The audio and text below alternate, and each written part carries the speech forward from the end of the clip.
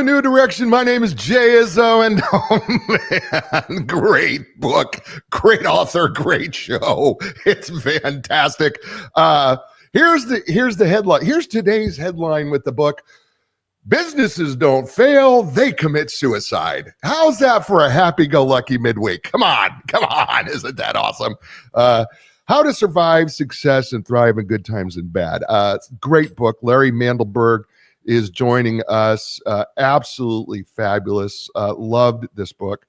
By the way, this is not your normal business book. Let me just throw that out there. When I do the Amazon 5-star review, it's just not.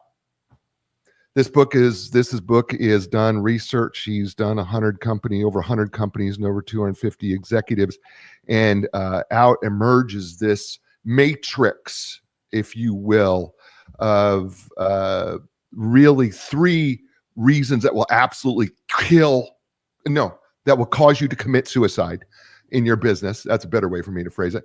And then there's 8 indicators that fall out of this that are so clear that you'll go, okay. And we're not going to get to all 8. I'm gonna just tell you that right now.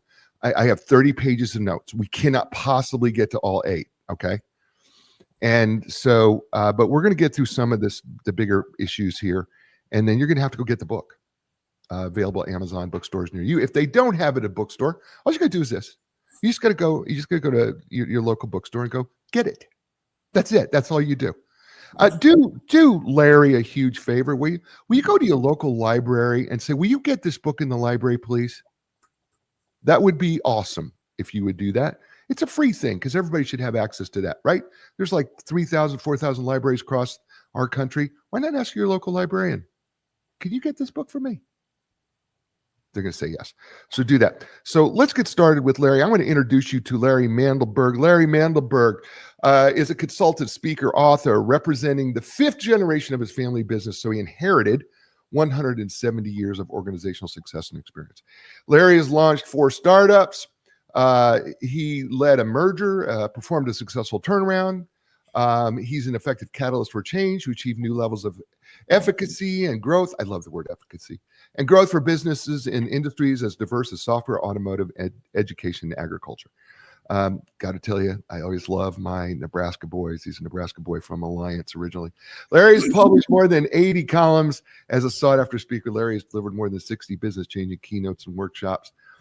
Through his consulting practice, he provides leadership development, executive coaching, ethics training, and strategic planning to mid-sized organizations and their boards. He's a student of organizational life cycles and has developed a system to help businesses and business owners master change and create sustainable growth. His new book, Businesses Don't Fail, They Commit Suicide, provides a roadmap for executing that system. You can find him at mandelberg.biz, mandelberg.biz. So ladies and gentlemen, welcome to Larry Mandelberg to A New Direction. And Larry, welcome to the show. Outstanding, Jay. I'm impressed with myself. You should be. This is a piece of work right here. You should be impressed with you. It's just data, baby. It's just data. Well, we say that, but you and I both know that there's work that has gone into this. So there's you say there's only 3 reasons based on your research, only 3 reasons why businesses fail, and then there's 8 leading non-financial indicators. That's probably going to disturb some people. You've written about that people get disturbed by the non-financial indicators. Maybe we should say, maybe the first question out of the block is, why is there no financial indicators, Larry, when every business out there says it's got to be about money? Yeah, well, the reason is because let me preface by saying that the reason I use the word suicide is because I wanted to communicate a sense of being proactive. What I mean by that is when businesses fail, it's because leadership does something wrong. It's not because the world they're in screwed up. It's because they did something wrong. That failure could be a failure to plan, a failure to prepare, a decision that was a bad decision. But that's the point of the suicide. It's you have your own well-being in your own hands. If you don't take care of it, it's your fault you failed. That's why I use the word suicide. So back to financial.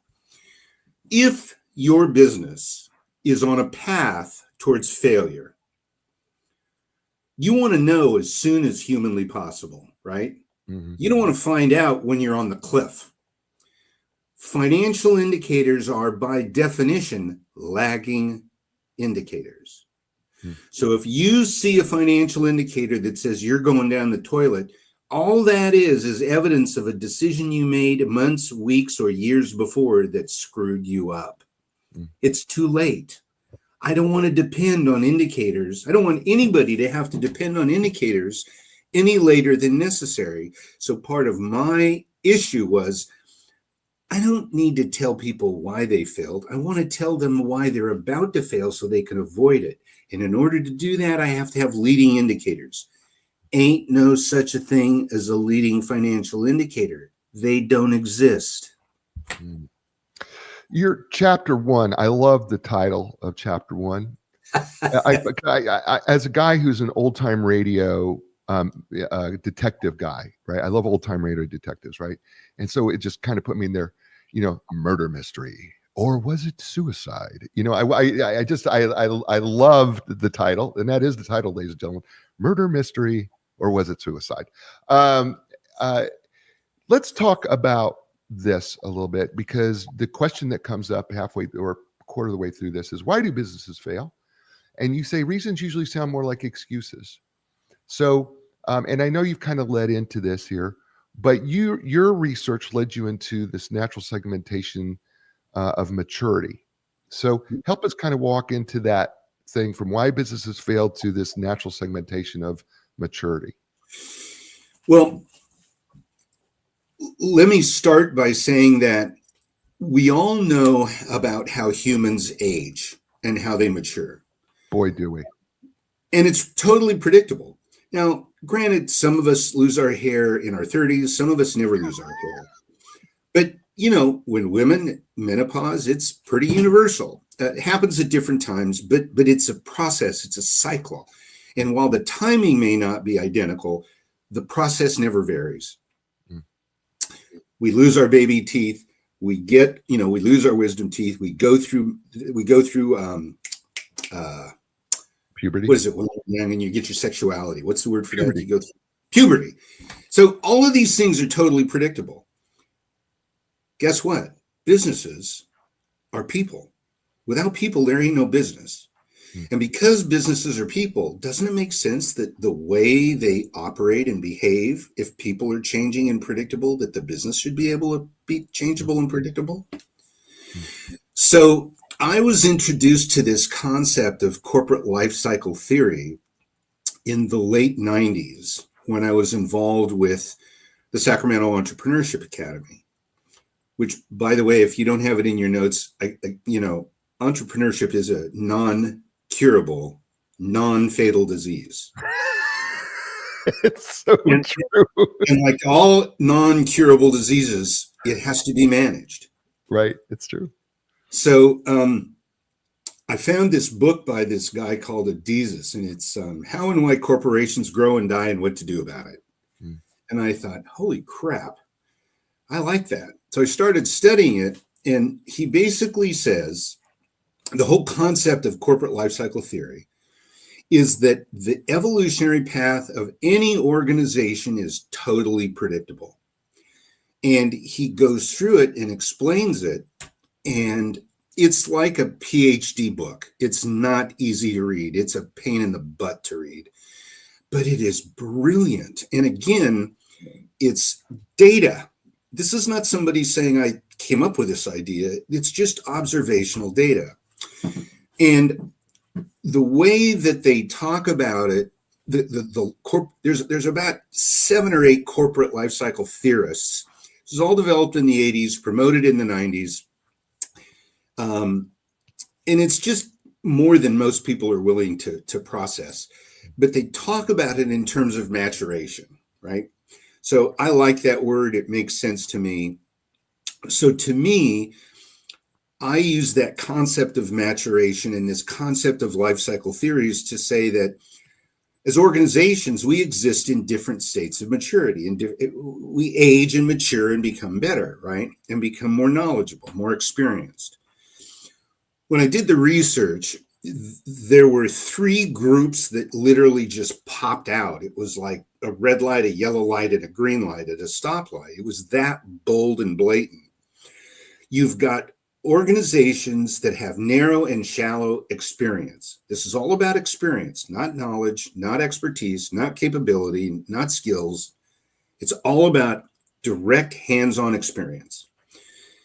So they have very little experience outside their core spot, and they don't have a lot of depth. They don't have a lot of deep knowledge about their core spot. That's youth, narrow and shallow experience. Adolescence, you don't start getting broad, but you learn more about what you're doing. You become more experienced and knowledgeable in the nuances and the details. No, I've been there before and done that.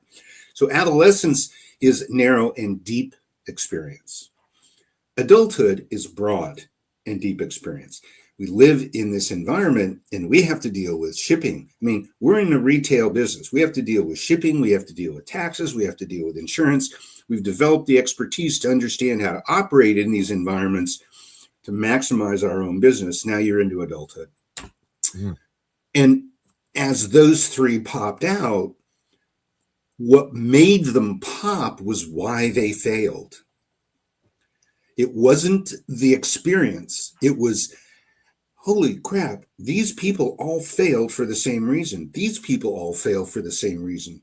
These people all fail for the same reason. What's the commonality in those groups? And from that commonality, I found the experiential component, right? So it came from the point of failure. The experiential piece just was a part of it. Came secondary. So in youth, organizations fail because of a lack of clarity of purpose. Mm. And I get people saying this, and Jay, if I'm rambling, just do this. And no, you're good. You're good. Because I want to get to the 3 Ps, because you're about to move into this. I'm there. I'm on the 3 Ps right now. I know you are. Because the youth, adolescence, and adulthood thing that you described and experience transcends into these 3 Ps that you talk about. Exactly. Yeah. So go ahead. Exactly. So when I tell people this, leaders, because all of my work is with leadership teams. So when I tell these guys this, the universal response is, are you crazy? Of course we know what we're doing. We know what our purpose is. Do you know what you're about? Yeah, of course I know what you're about. Okay. So do this in your intellectual exercise for me. Just do this for me, will you please? Talking to them, right?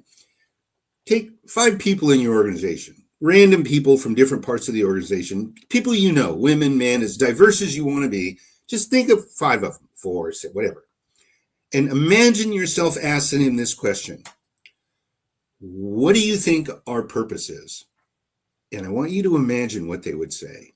And I'll bet you any amount of money that you ask 5 people, you're going to get 5 different answers. What a great great close. They're going to be close. They're going to be similar, but they're not the same. And if that's the case, you do not have clarity of purpose, because you got 5 people who are thinking it's something different, and the nuances will kill you. That's so good. I mean, what a great exercise. I'm just thinking about doing it with the teams, that, writing, giving them a piece of paper, write down what you think our purpose is. Yeah. Right. And then gather the papers together, take a look at it. Are they relatively close to what we said that we thought our purpose was? And if they're not, which they're probably not, because I think you're right. We got to go back. Yeah. But what we have a tendency to do is we assume, don't we, that we know what the purpose is. We can move on from there. But that's a huge assumption. I call those assumptions masquerading as facts. Yeah. Yeah. I do a lot of work with ag, and I work with water districts, people that supply water. I work with reclamation districts, where their job is to get water onto the fields and get water off the fields. And we were going through this exercise with one of the best ones in a region, very, very highly respected group of people. And I'm talking to their watermen and all of their staff, their working staff, because we were introducing some aspects of this to them. And I asked them, I said, what is the value you deliver? What is the value you deliver? Not in your mind, but in the minds of the people you're serving. Hmm. And they started to give me answers. And I wanted to say, well, wait a minute, who do you think you're serving? I didn't do that. Hmm. This is a true story. I didn't do that. I didn't want to go. It wasn't the point I was trying to make, but they weren't thinking about, they're like 25 guys. They were all thinking about a different customer, right? I mean, there were like 3 or 4 different people that they thought of as their customers, right? But their customers are the growers, right? Sometimes a grower is a landowner. Sometimes a grower is a sharecropper. So you're not really serving the landowner if the landowner isn't a grower. Really, the only people the landowner give a crap about the water. They don't need water unless they're growing something, right? So what do you think your purpose is? What do you think your value is? And they didn't get it. They couldn't get it. And I said, the purpose you serve is to create the opportunity for these people to farm and make a living. Water just happens to be the way you do it, but that's not your purpose. Your purpose is to help them make a living as a farmer. That's the value you give them. And they're like, oh my God, I never thought about it that way. Right. You know? Yeah. So do we attach of the 3 P's that we're moving into here? Do we attach that's a youth thing? That purpose and youth are connected in that sense? Absolutely. If you fail in youth, it's the only reason I've been able to identify through 23 years of research and 6 years of proof of concept is they all fail because of a lack of clarity of purpose. And clarity of purpose is a little more complicated than I'm making it. There's like 7 components. There's what is the value you deliver? Who is the value tailored for? How do you deliver that value? What is your long-term goals, right? What is the cultural environment you want to operate in? And how do you define boundaries, right? All of that stuff comes into the play under the purpose umbrella. Yeah. And I know you're going to go here, and let me just take you there because it's kind of fascinating. When you get into adolescence, right, the failure point is consistency of performance. And all you got to do is, and it's a trite example, but it's so palpable. It's such a perfect example that I just can't find a better one. I haven't been able to find a better one. McDonald's. You go into a McDonald's and order a Big Mac, and if they bring it out to you and it's not in a Big Mac container, you're going to say, that's not what I ordered. right. You don't need to see the food. You don't need to taste the food. You don't even know if they've changed containers, but you know that ain't a Big Mac the second it comes out of their hand. Right. That is consistency of performance. Right. They know what they're going to get. They know it's not good food. This is not about quality. It's not healthy. It's not tasty. It's not nutritious. It's filling, right? And it's cheap. That's their market. Right. I get it. They are consistent. So here's what happens. People are in youth and believe that they're in adolescence. And I'm using these terms. They don't think in these terms, right? Right. They think in different terms, but I'm using my terms to demonstrate the point. Right. So they're in youth. They think that they're in adolescence and they want to be in adulthood. So they try to act like an adult organization when they really aren't even adolescent yet. And what ends up happening is they die. And the reason is because they don't believe they don't have clarity of purpose. And the reason they die is because they keep trying to create consistency of performance. And if you don't have your team 100% aligned, 100%, you are wasting resources. You're either wasting money, you're wasting time, or you're wasting staff. One or the other, or all 3, or some combination. And you can only throw those non-recoverable resources away for so long before it kills you. That's folks, this is exciting because if you just joined, by the way, everybody's watching, thank you for watching. Leave a comment. If you got a question for you've got a question for Larry, put it down. He's happy to answer it. Love to. Throw it out there. We'd love to do that. The book, so good. Businesses don't fail; they commit suicide. How to Survive Success and Thrive in Good Times and Bad. Larry Mandelberg is the author with us. You're listening to him here on A New Direction. Hey, folks, Zoundy, one of our sponsors, ultimate game changer for authors, publishers, and professionals in the audiobook space. Love it. I love it. Here's the thing. Zoundy helps you maximize your audiobooks reach and revenue. Listen, you're an author. You're going to speak before 500 people. How would you like to just give, before you get there, you give away 500 of the audiobooks that people can listen to. Okay, wait. You think that's good?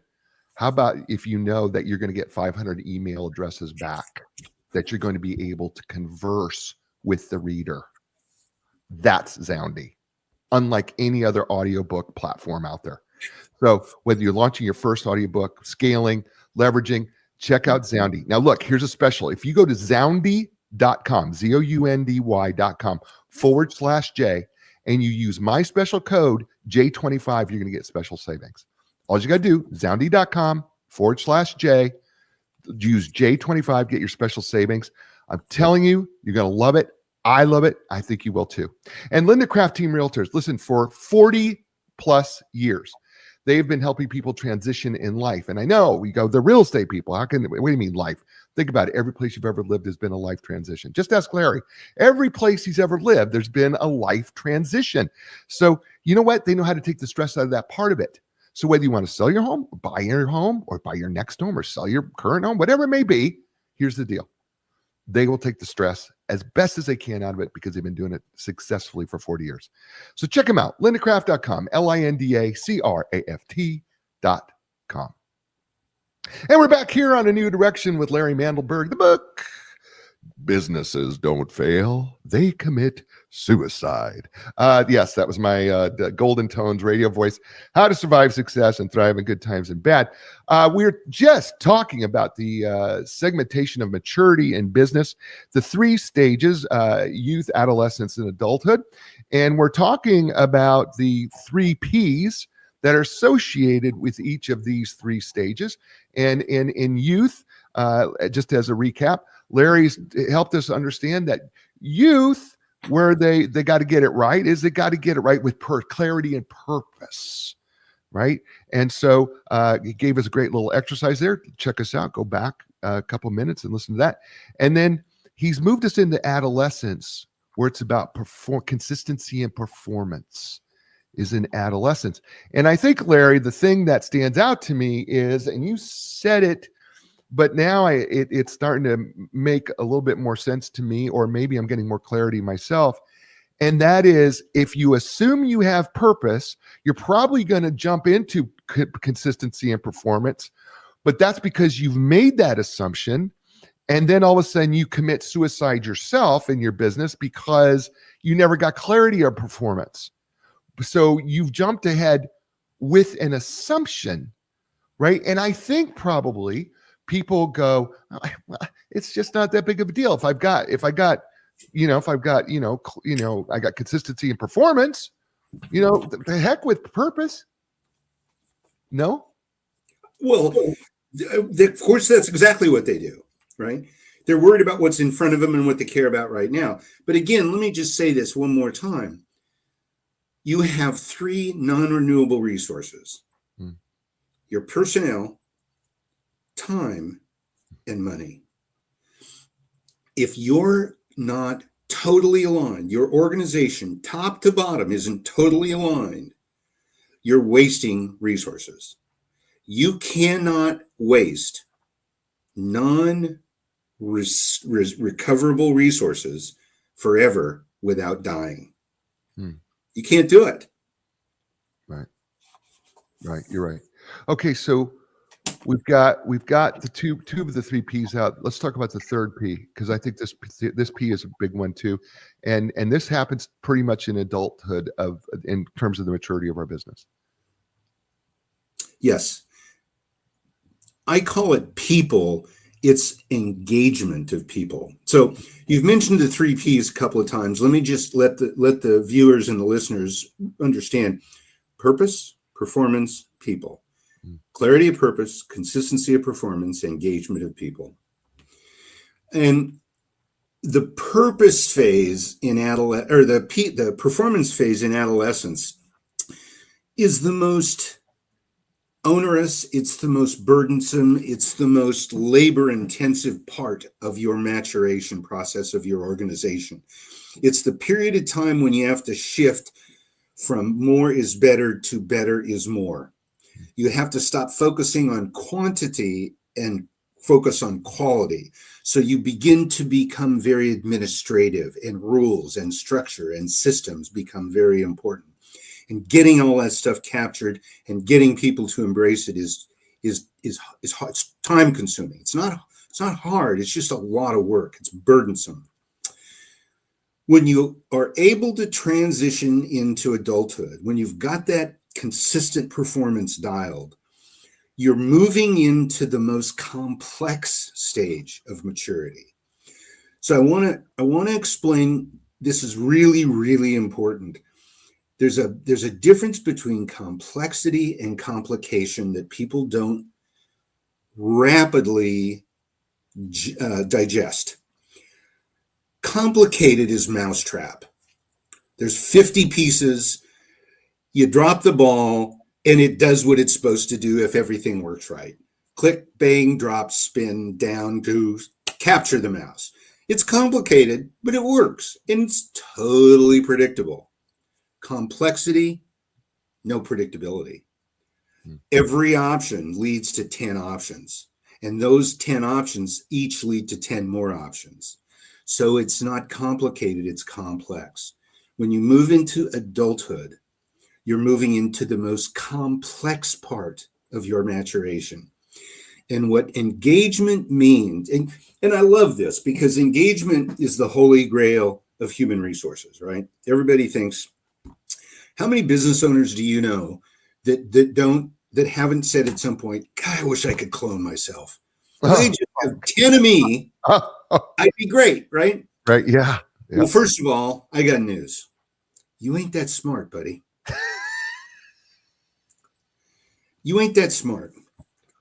I'm not saying you're not smart. I'm saying you're not that smart. What you need are people smarter than you, not people that are as smart as you. Right. You want people smarter than you, and you want people that are smart in areas that you're not smart in. You want diversity. Right. You want diversity in race, religion, sex, belief, culture.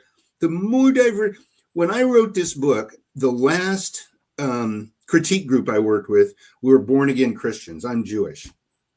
These people do not know business. They were lost most of the time, but you know what they did? They gave me perspectives that I could never in a million years have understood. And they made the book better, right? Diversity is really critical. So you get into adulthood, and I'm going to go back to the Holy Grail. I want to clone myself. What you want is you want your staff to act as though they own the business. Oh, amen. Okay.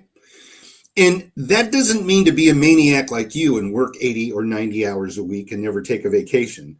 What that means is you want them to treat it with respect, to be proud of it, and to give it their best. Right. You want them, when they're working, to be focused on work, and you want them to do a good job. Everybody wants to do a good job. This is all of this crap people talk about. I believe everybody wants to do something that's valued and be recognized for it. I believe that. You know, there are people who have there's mental defects. There are people who are, have issues, and I respect that. But as a rule, I don't care if you're disabled or not. One of the most effective companies I've ever worked with is a company that hires people with disabilities, and they find work for them that they're ideally suited to. And these people have disabilities across the board, from autism to loss of limbs, et cetera, et cetera. I don't care who you are. People want to work. People want to do something to feel like they have a purpose, be recognized for it and appreciated for it. So what you've got to do is you've got to get people who are You've got to make your staff feel like they're an important part of your business. That's engagement, right? And there are two components to engagement. There were three indicators for purpose, 3 indicators for performance, 2 indicators for people. And those are systems and structure and communications. And the key to the systems and structures is that I've got 7 things I want to say, and I'm having a hard time getting them all out at once.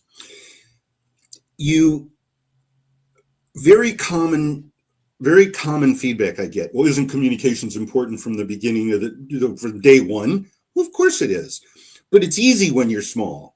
And if you buy into the concept that an organization that isn't growing is dying, by the time you get to adulthood, you've grown, and it ain't so simple anymore to communicate. It ain't so easy anymore to communicate. It ain't so easy to find data or to find who knows the answer to a question. It's much more difficult. And it's the same thing as the organization grows, it becomes much more complex. And understanding the pieces that are not directly related to you and what you do becomes harder to understand. So your role in the big picture becomes that of a cog in a wheel, right? And that's what happens to people. They feel like, well, I'm just another busy work, jerk here doing this all day long.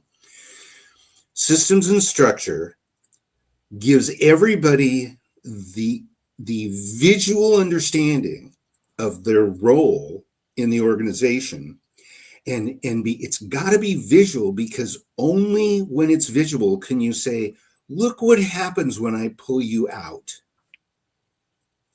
Look what doesn't happen anymore. Look what doesn't work anymore.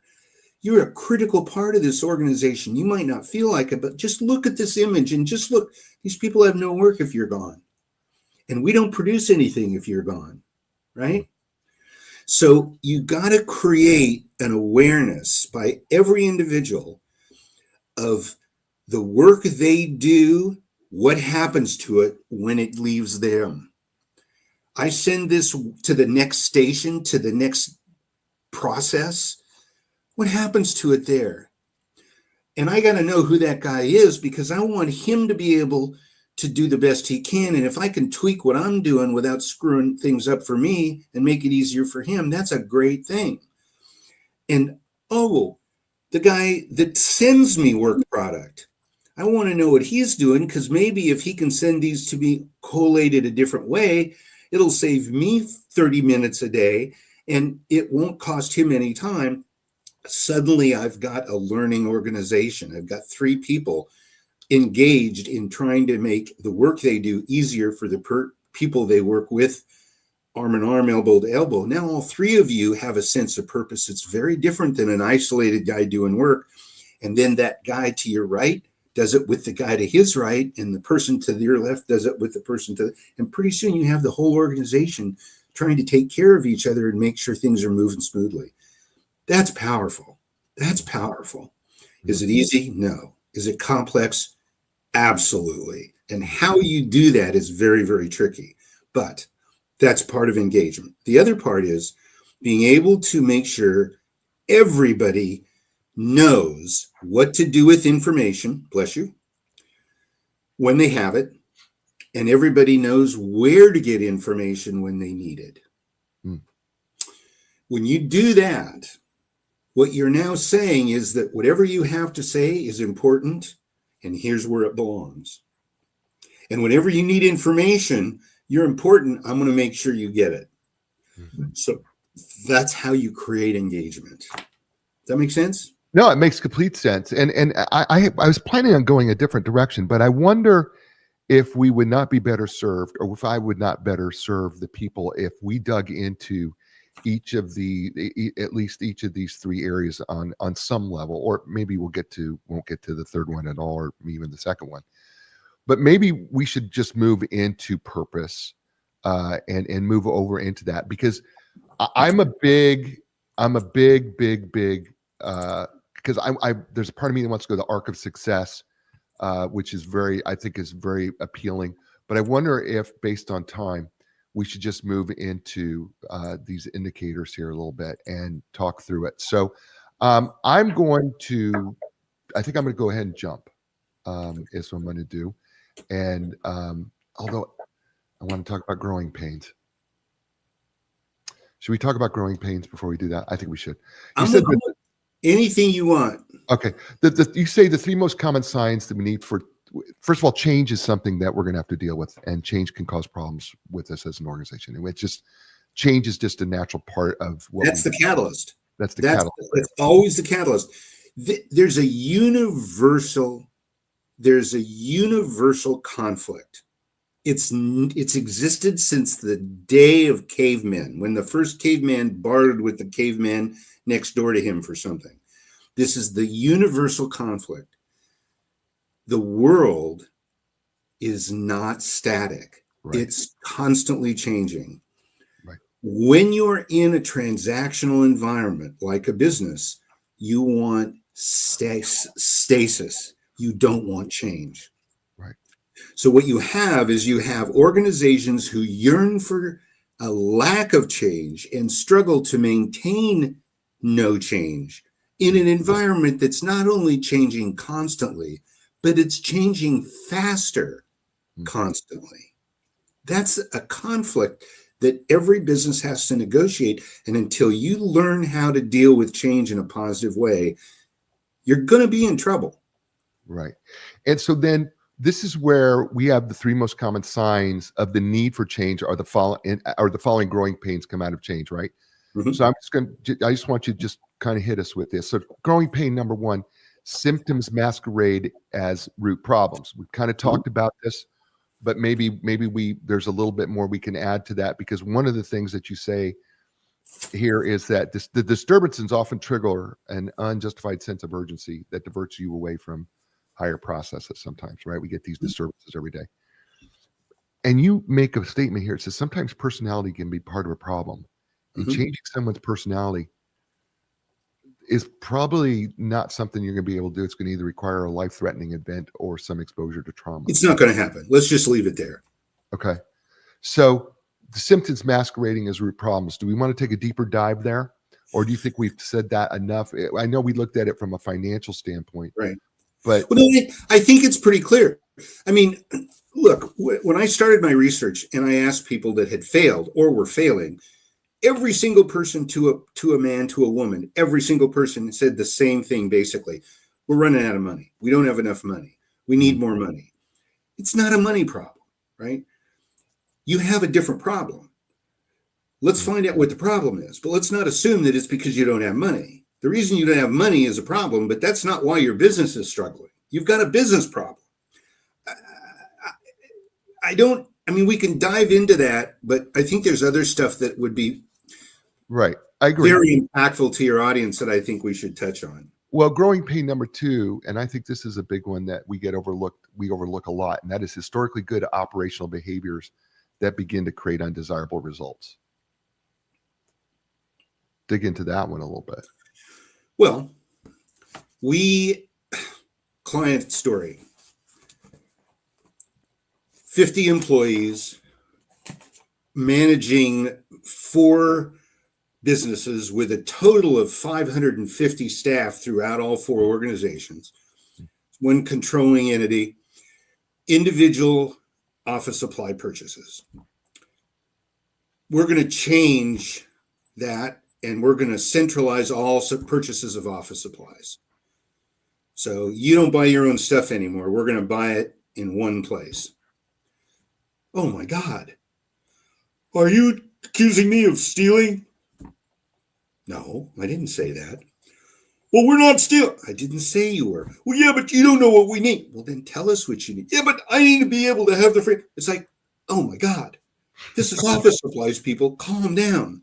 Literally, I had 30 W-2 people all threaten to quit over this. 3 women, not that there's anything wrong with that. That's not a gender thing. 3 people got pissed off, raised holy hell, and got 20 plus other people upset. I'm going to take you to the arc of success here. And they said, this is wrong. So I went in and I talked to them. This is a small change, right? A small historical behavior that suddenly doesn't work. Because what happened was they had cases of paper nobody was using, and they were running out of paper all the time. That's what triggered it. So I said to them, you guys have done a brilliant job of making this organization successful. You owe yourself kudos, pats on the back. This is why you're well paid. This is why you stick around. We love you. You love us. You guys are great. But I want to understand what's going on here, because there's this thing called the arc of success. And what ends up happening is when an idea is born, you try it, and if it works, it creates growth. When you have growth, what you have is increased complexity. As complexity increases, the need for controls become necessary, and you have to put controls in place. And as soon as you start putting controls in place, you end up losing flexibility. That's what's happening to you. Your success has caused this organization to grow to the point where the complexity of managing these office supplies is so great that we don't want staff using their valuable time to do it. We're trying to make it easier for you. And let me tell you what, this is your fault. If you hadn't been so successful, we wouldn't have grown. If we hadn't have grown, we wouldn't have had the complexity. And if we didn't have the complexity, we wouldn't have the need for controls. So I don't want to hear about this anymore. And if you don't like it, I'm going to tell you what you need to do. Does anybody want to guess? Go find another job. Sure. Because this ain't stopping. Right. Your success has driven this company to the place where this has to change. Right. And it's your fault. Don't blame management. This is your fault. Oh my God. So hence good operational behaviors that have worked in the past no longer can work, and hence they're producing an undesirable result. And all these people were just, they were like ready to quit over freaking office supplies. Paper. Unbelievable. So good. Isn't he awesome? Larry Mandelberg, author. Businesses Don't Fail, They Commit Suicide. How to Survive Success, Thrive in Good Times and Bad. He's fun, and it's so good. And we got more to do. You're listening to him here on A New Direction. Hey, folks, Zoundy, listen, if you're an author, publisher, professional, and you know what, you're going to do an audiobook. Let me just tell you something. Zoundy.com, ZOUNDY.com. Great way to listen to books. But here's the thing, as an author, we do these audiobooks, and what happens is we put them out there and we don't know who listens to them. We hope somebody listens to them. But the fact of the matter is, you never know. What if there was a way that you can actually interact with the people who listen to your book? That's Zoundy.com. So listen, just go to Zoundy.com, ZOUNDY.com/J, my name, Jay, and then use the promo code J25. You'll get special savings from Zoundy. Check them out, Zoundy.com/J. Use the code J25. You're going to be so glad you did. Linda Craft Team Realtors, first-time sponsor ever here on A New Direction. The fact of the matter is, I think it is the absolute premier real estate website out there today. They're always, it's never the same. Where you have people who, they've had their website for years. Their website is in a constant state of growth. It is evolving every day. How do I know this? I was just listening today to the website people that they have a weekly meeting where they talk every week about what we're going to do different to the website. How can we tweak it? How can we make it better? Right? What do the people want to hear? What do they need to see? What do they need to learn? Let me just say this. They have everything that every other website has, listings and things like that you want to see. But you know what? They brought in a child psychologist to talk about how to move with children. They brought in a veterinarian to talk about how to move with a pet. Folks, they got the podcast that they have called Real Estate Right Now. Fantastic show. And so check them out. LindaCraft.com, really easy, LindaCraft.com. And we're back here on A New Direction with my friend Larry Mandelberg. The book, Businesses Don't Fail, They Commit Suicide. No! How to Survive Success and Thrive in Good Times and Bad. One last growing pain, Larry, before we move in depth into the first P of purpose. Growing pain number 3, which is emotional resistance to beneficial change. And I was just on, I don't know if you know Dr. Tasha Urich. She wrote a book on self-awareness. She's a big self-awareness author. And we interact quite a bit on LinkedIn. And she had wrote a question about what's the number one factor for you to embrace change. And coincidentally, here we are doing the show. It was the question she asked on LinkedIn. And, she had three choices and she chose other. And I chose other. And I said, well, I said the number one factor I believe isn't anything external. It's my choice and the choices that I make if I want to embrace change or not.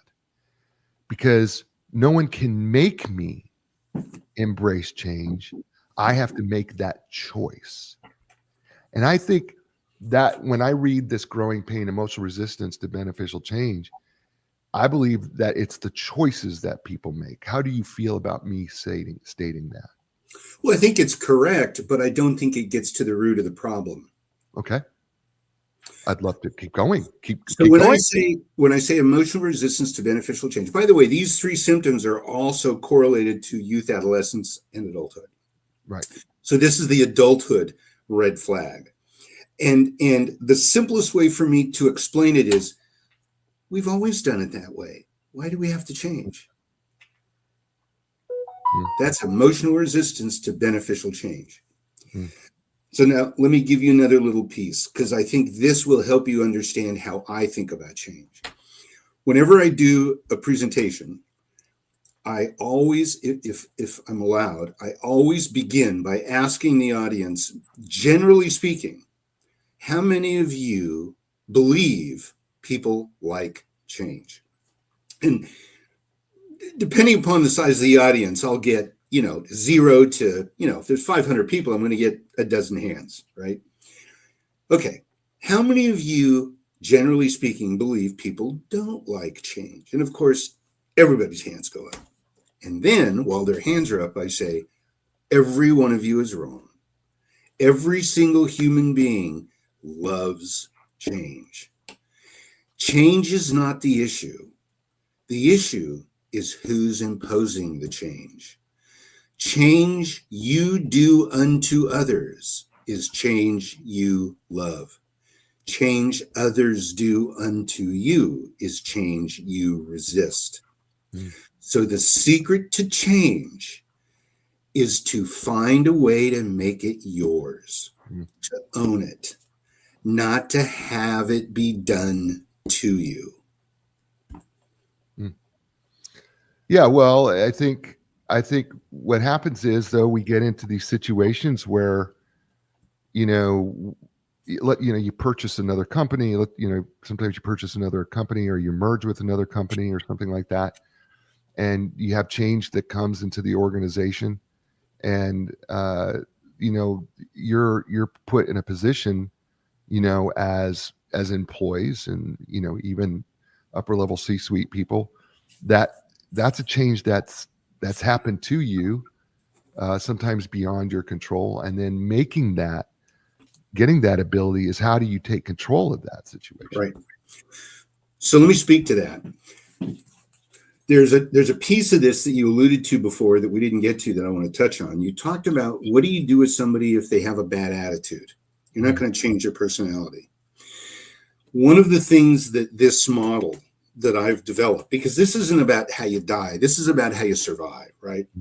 It's not to try to make you feel bad. So to say, don't do this. This is what you have to do to not do this.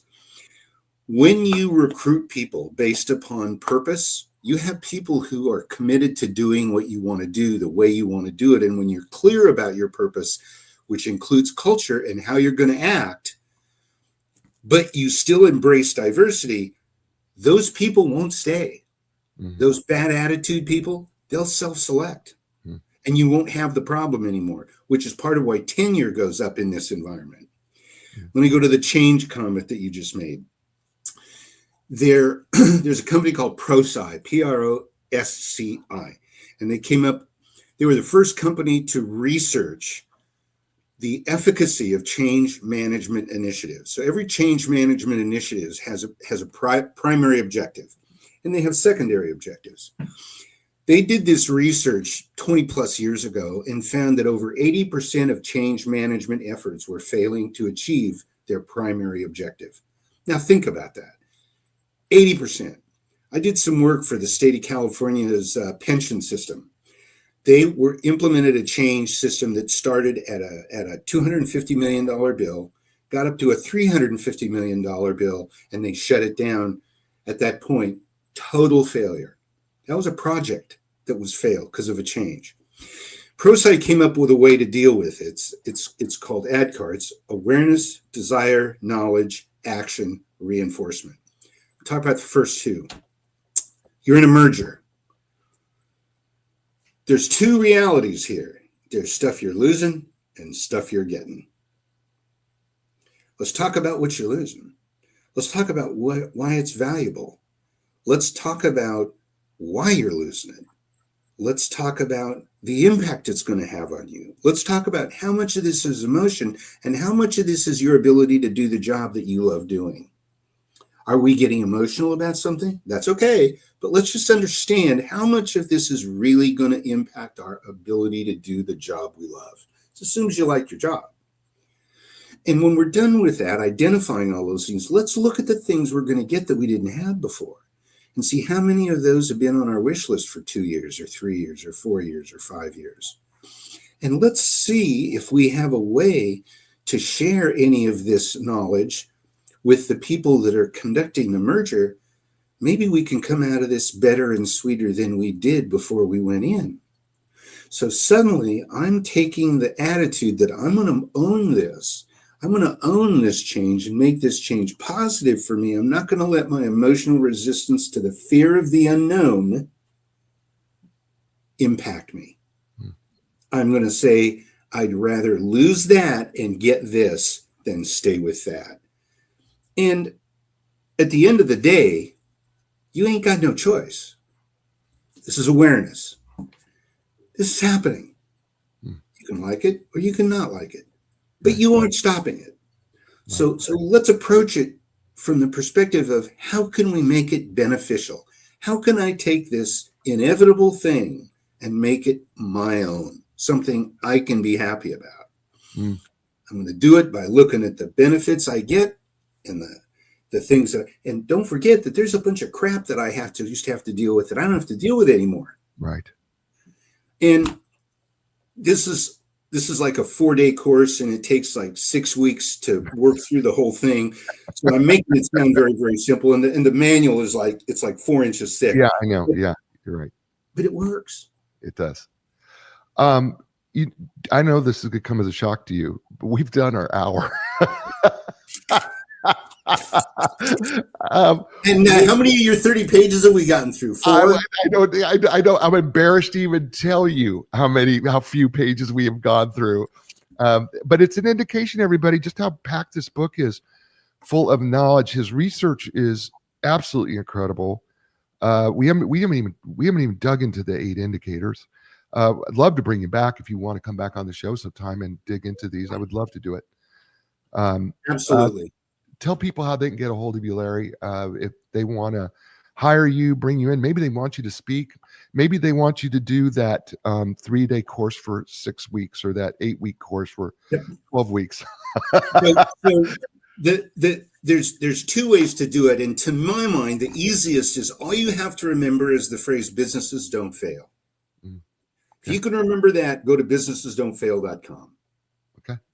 That's the easiest way to go. If not, get the spelling right, Mandelberg, and just do a Google search of Mandelberg, and I'm all over the internet. Yeah, he is.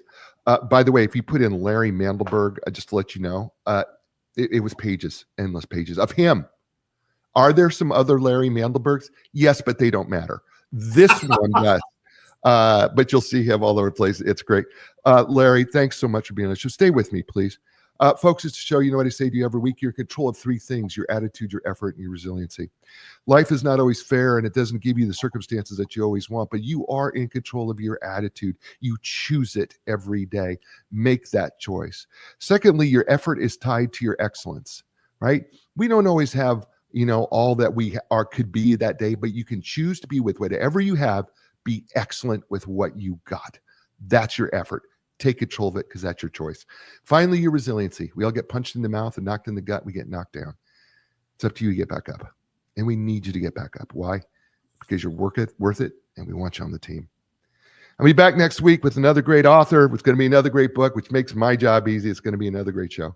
You had a lot of choices. You chose us. Thank you all over the world. Please give us a thumbs up on YouTube or wherever you listen to this show. Give us a 5-star review. We really would appreciate it. As I say to you all over the world, you know what that is? Ciao, everybody.